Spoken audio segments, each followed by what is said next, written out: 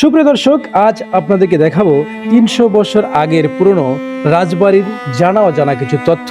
চোখ রাখুন, সাথে থাকুন। মূলত এই রাজবাড়িটির স্থাপিত হয়েছিল ১৬৮৭ খ্রিস্টাব্দের মুঘল সাম্রাজ্যের আমলে। এই রাজ্যটির প্রথম রাজার নাম জানা না গেলেও বিখ্যাত রাজার নাম ছিল মহিমারঞ্জন রায়।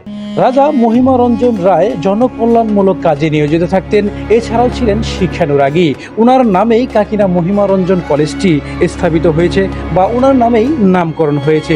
এছাড়াও রংপুর কৈলাস রঞ্জন হাই স্কুল প্রতিষ্ঠানেও রাজা মহিমাচন্দ্র রায়ের বিশেষ অবদান ছিলেন।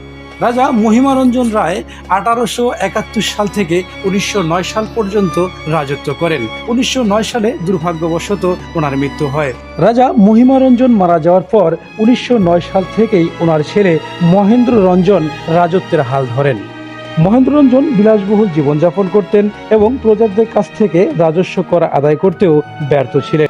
এছাড়াও ব্রিটিশদের কঠোর ভূমি রাজস্ব নীতিও তাকে রাজ্য চালাতে ব্যর্থ করে।